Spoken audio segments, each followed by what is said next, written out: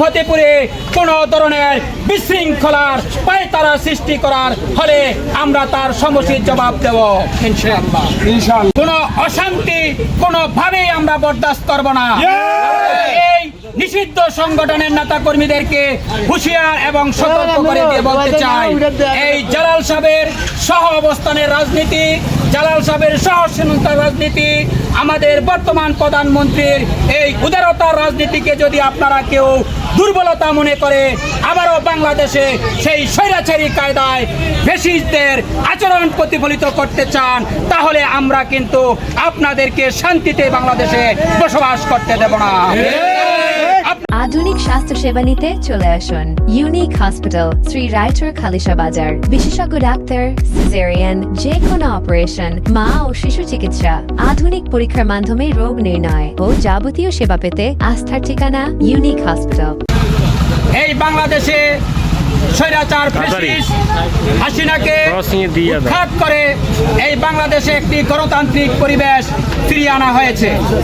সেই গণতান্ত্রিক পরিবেশের ফলস্বরূপ জনগণের প্রত্যক্ষ ভোটে নির্বাচিত বিএনপি সরকার বর্তমানে বাংলাদেশের রাষ্ট্র ক্ষমতায় রয়েছে।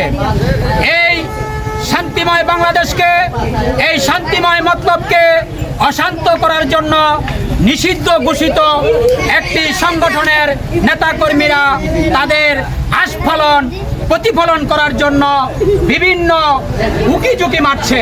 সেই উকিঝুঁকির প্রতিবাদে সেই অশান্ত মতলবকে, এই শান্ত মতলবকে তথা এই শান্ত পশ্চিম ফতেপুরকে যাতে এই সন্ত্রাসী সংগঠন উচ্ছৃঙ্খলা করতে না পারে, অশান্তি সৃষ্টি করতে না পারে, সেজন্য আমরা বিগত 17-18 বৎসরের ন্যায় আজকেও কেন্দ্র ঘোষিত কর্মসূচির অংশ হিসাবে আমরা পশ্চিম ফতেপুরের প্রতিটি গলি গলিতে এই পশ্চিম ফতেপুরের যুবদল, ছাত্রদল, বিএনপি, স্বেচ্ছাসেবক দল ও অঙ্গ সংগঠনের নেতাকর্মীরা রাজপথে সক্রিয় রয়েছে।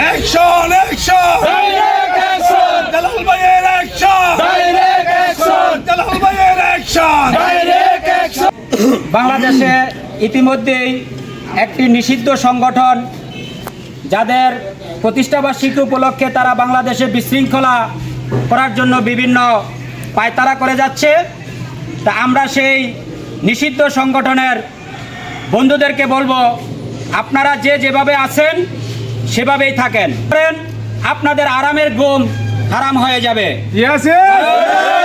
এই বাংলাদেশে 18 বৎসর পরে ছাত্র জনতার গণ-অভ্যুত্থানের মাধ্যমে গণতান্ত্রিক পরিবেশ ফিরিয়ে আনা হয়েছে। তান্ত্রিক পরিবেশে বিশ্বাসী আপনারা যদি গণতান্ত্রিক দ্বারায় বিশ্বাসী হন, তাহলে যখনই আপনাদের এই বাংলাদেশে রাজনীতি করার সুযোগ আসবে তখন আপনারা এই বাংলাদেশে রাজনীতি করবেন, আমরা গণতান্ত্রিক প্রক্রিয়ায় আপনাদের কোনো বাধা দেব না।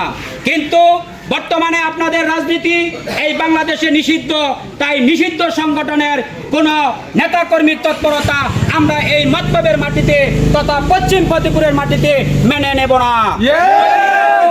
এই শান্ত পরিবেশকে অশান্ত করার পায়তারা করেন, তাহলে আমরা তাদেরকে পিঠের চামড়া উঠিয়ে তাদেরকে এই পশ্চিম ফতেপুর থেকে তাড়িয়ে দিতে বাধ্য হব।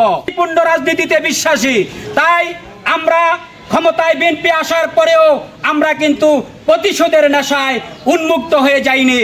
আমরা প্রতিশোধের রাজনীতি করি না, প্রতিহিংসার রাজনীতি বিএনপি করে না।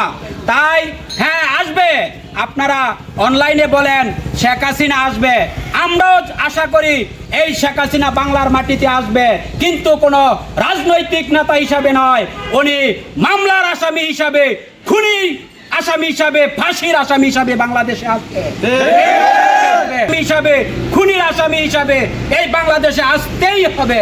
কিন্তু যদি ওনার ভাগ্য ভালো, যদি আমরা এই সরকারের আমলে উনি বেঁচে থাকে, ওনাকে এই বাংলার মাটিতে এনে ওনার এই 18 বৎসরের গুম খুনের বিচার এই বিএনপি সরকার করবেই করবে। যদি উনি মরে যায়, ওনার লাশই বাংলাদেশে আসবে না।